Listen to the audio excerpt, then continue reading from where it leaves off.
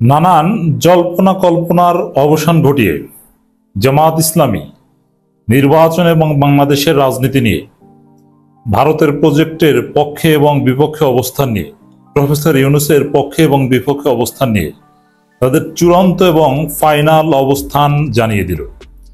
এই জায়গা থেকে নড়চড়ের আর সুযোগ নেই। জামাতের কথা এর আগে নড়চড় হয়েছে, কিন্তু এবার আর নড়চড়ের সুযোগ নেই। এজন্য বলছি যে এবারের অবস্থান জামাত ইসলামীর ফাইনাল অবস্থান, চূড়ান্ত অবস্থান। দর্শক, জল্পনা কল্পনা কেন বলছি? কিছুদিন আগে সেনা প্রধানের সাথে জামাত ইসলামীর আমির এবং নায়েবে আমিরের বৈঠক হয়েছে। এখন সেনা প্রধানের সাথে এই মুহূর্তে বৈঠক হওয়াটা নিঃসন্দেহে জল্পনা কল্পনার। আসলে কি জামাত প্রফেসর ইউনূসের সাথে ওয়াকারের দূরত্ব ঘোচানোর চেষ্টা করছে, না জামাতকে ইন্ডিয়ান যে প্রজেক্ট ডিসেম্বরের নির্বাচন, এই প্রজেক্টে রাজি করানোর চেষ্টা করেছে ওয়াকার? What happened? এটা নিয়ে নানান জল্পনা কল্পনা ছিল। তো জামাত কি ম্যানেজড হয়ে গিয়েছে নাকি ওয়াকারের মাধ্যমে? নানান প্রশ্ন ছিল। তো যেই মুহূর্তে বিএনপি প্রফেসর ইউনূসের বিরুদ্ধে চূড়ান্ত অবস্থান নিয়েছে যে না, ডিসেম্বরের নির্বাচন কোনো এদিক ওদিক হবে না, এর মানে হয় ডিসেম্বর নির্বাচন নইলে বিএনপি মরে যাবে। বিএনপি এই অবস্থান নিয়েছে। তো এই জায়গায় জামাত ইসলামী আবার নানান কল্পকাহিনীও গতকাল রাত থেকে সরানো হয়েছিল যে জামাতকে যদি বিএনপি 50টা আসন ছেড়ে দিতে রাজি হয়, তাহলে জামাত ডিসেম্বরে নির্বাচন কেন, সেপ্টেম্বরেও নির্বাচন চাইতে পারে। এরকম নানান জল্পনা কল্পনা ছিল, কিন্তু সব জল্পনা কল্পনার অবসান ঘটিয়ে জামাত ইসলামের অবস্থান হচ্ছে বিএনপি ঠিক বিপরীত। এর মানে এখন রাজনীতিতে বিএনপি এবং জামাত ইসলামী পুরোপুরি অ্যান্টাগনিস্টিক অবস্থানে আছে। তারা একই লাইনে নেই, লাইন ক্লিয়ার, রাজনীতির হিসাব নিকাশ স্পষ্ট। এখন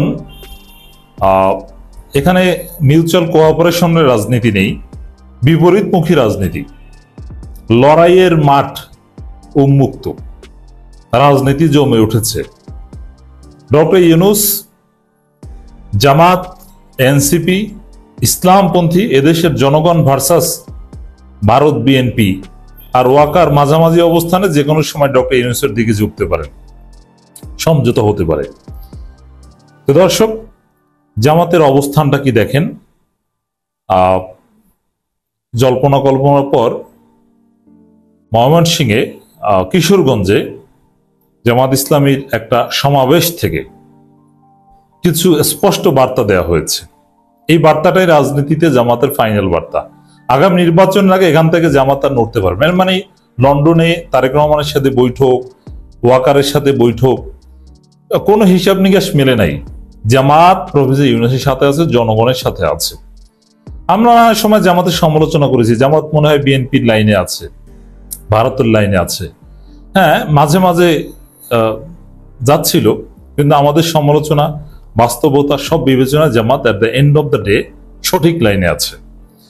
সংস্কার ও বিচার ছাড়া নির্বাচন হবে না, অধ্যাপক মুজিবুর রহমান ক্লিয়ার কথা, নির্বাচন হবেই না। সার্জিস আলম সহ এনসিপি নেতারা স্পষ্ট বলেছেন যে বিচারের আগে কোনো নির্বাচনই হবে না। বিএনপি বলছে কিসের সংস্কার, কিসের বিচার, বিচার করবে বিএনপি ডিসেম্বরে নির্বাচন। আর জামাত বলছে সংস্কার ও বিচারের আগে নির্বাচন হবেই না। এর মানে উল্টা, বিএনপি যা বলছে জামাত তার উল্টা। জামাত আগের মতো নরম কথায় বলেনি নির্বাচন হবেই না। বিএনপির দুদু যে ঘাটতারামি করেছে, যে রাষ্ট্রদ্রোহিতা করেছে, যেটা হাসিনাও সাহস করেনি। হাসিনা কিন্তু সংবিধানের দোহাই দিয়ে ছলচাতুরি করে নানানভাবে একটা কারচুপি নির্বাচন করেছে, কিন্তু ওপেন কিন্তু কোনো ফ্রড করেনি। কিন্তু বিএনপির দুদু কি বলেছে যে তারাই নির্বাচনের তারিখ ঘোষণা করবে, মানে তারা ভোট চুরি করে ক্ষমতা আসবে, নিজেরা নিজেদের বিজয়ী করবে। এরকম সাহস কিন্তু আওয়ামী লীগও করেনি। এটা মরার আগে, পরাজয়ের আগে, পতনের আগে এভাবে বাড়ে। বিএনপির অবস্থা এরকম। এর বিপরীতে বিএনপি নিজেরাই নির্বাচনের তারিখ ঘোষণা করবে, কোনো সংস্কার হতে দিবে না, নির্বাচন আয়োজন করতে কোনো সময় লাগে না, তারেক রহমান বলেছেন 3 মাসও লাগে না। কিন্তু না, জামাত বলছে সংস্কার ও বিচার আয় কোনো নির্বাচন হবে না, এনসিপি বলছে সংস্কার ও বিচার আয় কোনো নির্বাচন হবে না, চরমনাই স্পষ্টভাবে জামাতের মতো এভাবে বলেছে সংস্কার ও বিচার ছাড়া নির্বাচন হবে না। এখন হবে নাকি? জামাত কি ঠেকিয়ে দিবে, কেন্দ্র ভাঙচুর করবে, জ্বালিয়ে দিবে? না, হবে না অর্থ জামাত নির্বাচনে অংশগ্রহণ করবে না। আর জামাত নির্বাচনে অংশগ্রহণ না করলে, এনসিপি না করলে, এই নির্বাচন কমিশন অধীনেই নির্বাচন হবে না, এটা সংস্কার করতে হবে। চরমনে না করলে নির্বাচন করবে কি দুদু আর দুদুর বউ, আর কাউকে তো পাবে না। রুমিন ফারহানা ভারত থেকে বিজেপিকে নিয়ে আসবে। রুমিন ফারহানার নজর তো এখন ভারতের দিকে, ভারতের চ্যানেলে টক শো করেন এবং ভারতীয় ন্যারেটিভ বলেন। একদম ঠিক, একদম আপনি যা বলেছেন, বরং ভারত যা বলে তার চাইতে বাড়িয়ে বলে বাংলাদেশের অবস্থা এতটা খারাপ।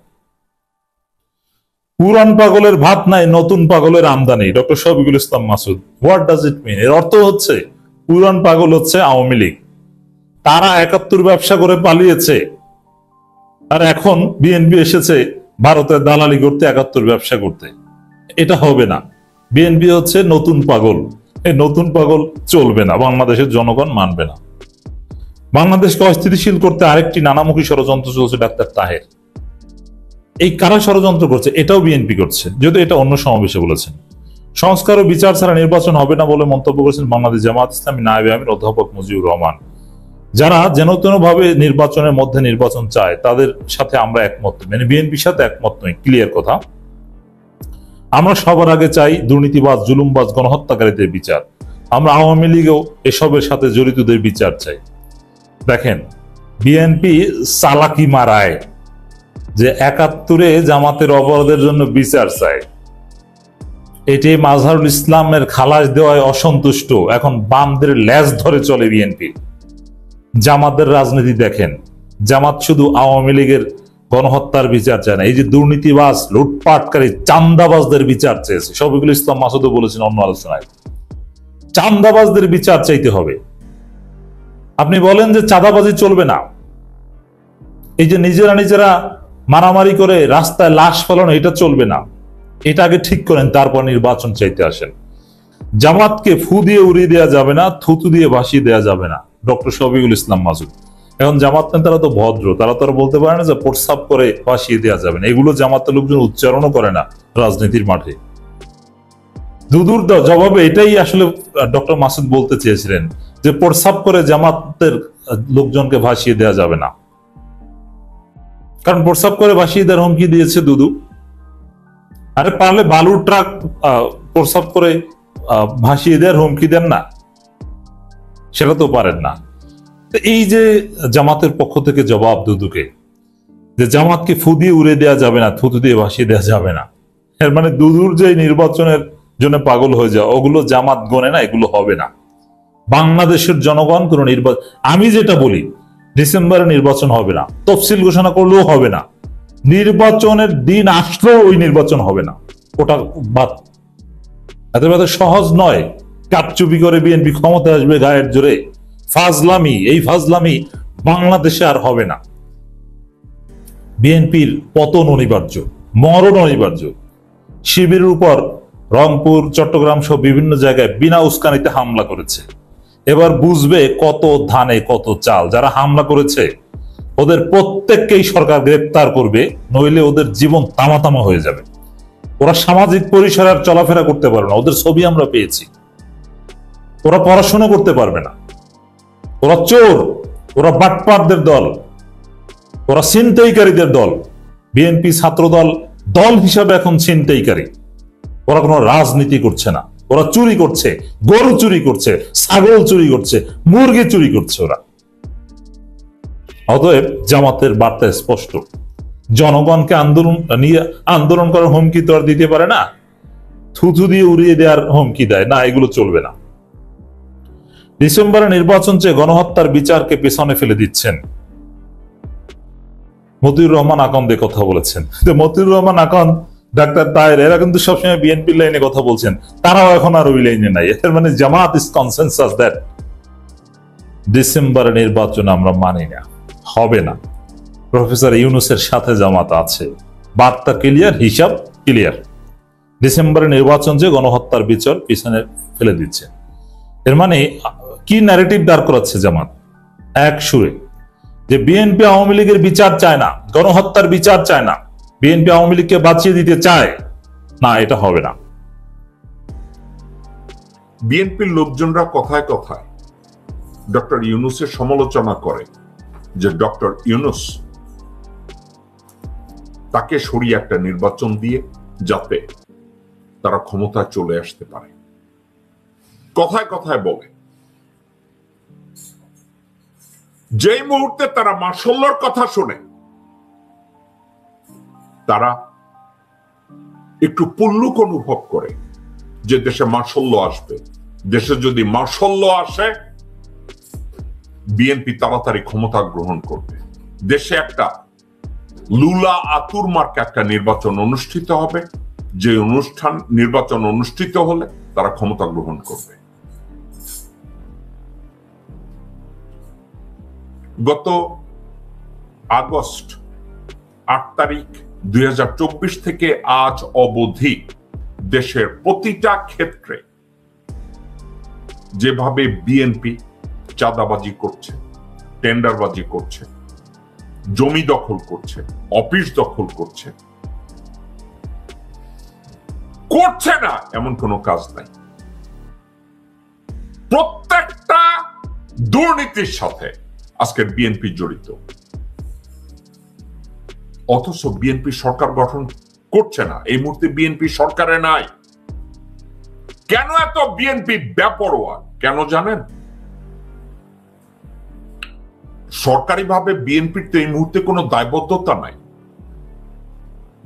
এই সময় যদি বিএনপি চাঁদাবাজি করে, এই সময় যদি বিএনপি কাউকে খুন করে, এই সময় যদি বিএনপি কোনো জমি দখল করে, এই সময় বিএনপি যদি রাহাজানিতে জড়িত হয়, ধর্ষণে জড়িত হয়, তাহলে কেউ তো আর বলতে পারবে না বিএনপি আমলে এটা হয়েছে।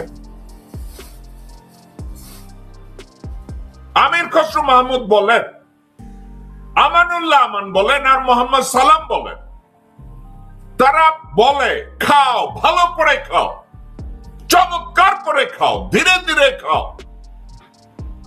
বিএনপির রাহাজানি চলছে, বিএনপির অত্যাচার চলছে, চাঁদাবাজি, টেন্ডারবাজি কন্টিনিউয়াসলি চলছে। আপনারা নিজে চিন্তা করে দেখেন, নির্লজ্জের মতো হাসিনার শাসন আমলে আমরা বলছি এস আলম এই দুর্নীতি করছে, এস আলম ওইখানে করছে, এস আলম ওইটা করছে, এস আলম এইটা করছে, এস আলম বাংলাদেশের ব্যাংকে ধ্বংস করে দিছে, ইসলামী ব্যাংকে ধ্বংস করে সে তার পকেটে ঢুকাইছে। আমরা এত কিছু এস আলমকে নিয়ে বলছি না? কই, আপনারা তো কেউ বলছেন না এস আলমের অফিসের পাহারাদার বর্তমানে বিএনপির নেতা সালাউদ্দিনের ছেলে? আপনারা তো একবারও বলছেন না যে সালাউদ্দিনের ছেলে, সালাউদ্দিন আহমেদের ছেলে এস আলমের অফিসের বর্তমানে সামনে ম্যানেজারিয়াল চেয়ারে বসে আছে। কই, আপনারা তো এটা নিয়ে কেউ কোনো কথা বলছেন না। এটা নিয়ে কেউ যদি কোনো কথা বলে, এই কথাটা তো আপনারা শেয়ারও করছেন না। অর্থাৎ আপনারা মেনে নিচ্ছেন। আপনারা জানেন সালাউদ্দিন আহমেদ বর্তমানে এস আলমের রক্ষক এবং ভারতের রয়ের রক্ষক এবং ভারতের কল্যাণ বাংলাদেশে সে কল্যাণকামী হিসাবে কাজ করছে। আপনারা এটা মেনে নিচ্ছেন? সালাউদ্দিন আহমেদ এইটা। এবং সালাউদ্দিন আহমেদ সম্পর্কে আমার মতো মানুষরা যখন আপনাদেরকে বলে যে সালাউদ্দিন এই কাজগুলো করছে, সালাউদ্দিনের ছেলে এই কাজগুলো করছে, সালাউদ্দিনের দল এই কাজগুলো করছে, আপনারা কি করছেন? কেউ কেউ আমাদেরকে গালি দিচ্ছেন। অনলাইনে যারা সালাউদ্দিনের আসল চেহারাটা আপনাদের সামনে তুলে ধরছে তাদেরকে গালি দিচ্ছেন। দেশের উপকার করছেন না দলের উপকার করছেন? গত 16 বছর যেসব আওয়ামী লীগাররা মনে করতো জেকব মিল্টন আমাদের শত্রু, আমাকে ব্যাডমাউথ করছেন, আজকের কেন বলেন যে আমরা হাসিনার ভারত নীতির বিপক্ষে ছিলাম? হাসিনা যখন আওয়ামী লীগকে পুরোপুরি ভারতের চাকর বানিয়েছে, আপনারা চুপ করেছিলেন। আপনারা চাঁদাবাজি করেছেন, আপনারা জমি দখল করেছেন, আপনারা টেন্ডারবাজি করেছেন, জয় বাংলা স্লোগান দিয়ে মানুষ মেরেছেন, লগি বৈঠা দিয়ে মানুষ মেরেছেন। তখন তো একবারও বলেন না। আর আজকে বলছেন আমি আওয়ামী লীগ করি কিন্তু হাসিনার ভারত নীতির সমর্থক ছিলাম না, একবারও তো কথা বলেন নাই তখন। আজকে আপনারা বলছেন সালাউদ্দিন আহমেদ বিশাল বোদ্ধা, কিন্তু সালাউদ্দিন আহমেদের ছেলে বাংলাদেশের ব্যাংকে ফোকলা করে দিছে। ওই সালাউদ্দিন বাংলাদেশে ঢুকে মিথ্যাচারিতা শুরু করলো। ভারত থেকে সালাউদ্দিন চার্টার প্লেনে বাংলাদেশে এসে খরচকে দিয়েছে। সালাউদ্দিনের জমি জমা আয়ের উৎস কোথায়? সে যে চার্টার প্লেনে বাংলাদেশে এসে, এবং চার্টার প্লেনে বাংলাদেশে আসার পরে এস আলমের গাড়িতে উঠেছে। সে বলেছে সে ভুলে উঠেছে। আপনারা কি তাকে কেউ জিজ্ঞাসা করেছেন ভুল করে উঠলে আপনার ছেলে সালাউদ্দিনের এস আলমের অফিসে বসে থাকে কি করে? যেই বাংলায় ছিল মেঘালয় শিলংয়ে, ওই বাংলোর খরচকে দিচ্ছে। আপনারা কি কেউ জিজ্ঞাসা করেছেন? এই কথাগুলো কেন টানছি জানেন? আজকের এই সালাউদ্দিন ওয়াকারের কাছে গিয়ে ধন্না দেয়, দেশে মার্শাল্য দেন, ইনুসকে সরায়া দেন, ইনুসকে মেরে ফেলেন, তাহলে ইনুস সাহেব আজকের কোথায় দাঁড়াই আছে? ঠিক জিয়া যেভাবে 1980 সালে 81 সালে দাঁড়িয়েছিলেন একজন অকুতোভয় দেশপ্রেমিক হিসাবে, জিয়া যেভাবে দাঁড়াইছিলেন যোগ্যতা নিয়ে, দেশপ্রেম নিয়ে, উদারতা নিয়ে, একজন লিডারশিপ কোয়ালিটি নিয়ে, আজকে ঠিক সেই জায়গায় দাঁড়ায় আছে ডক্টর মোহাম্মদ ইউনূস। ডক্টর ইউনূসের অ্যাডভান্টেজ হলো পৃথিবীব্যাপী তার সম্মান আছে, অর্জন আছে। জিয়া সাহেবের সেটা ছিল না। জিয়া সাহেবকে ইন্ডিয়া খেয়ে দিয়েছে, হজম করে ফেলেছে। আজকের জিয়ার দলকেও তারা হজম করে দিচ্ছে। ডক্টর ইউনূসকে সেটা পারছে না। কিন্তু এই বলে ডক্টর ইউনূসের বিপক্ষে কি ষড়যন্ত্র থেমে আছে? মোটেও নাই। গোরখদক আব্বাস প্রতিনিয়ত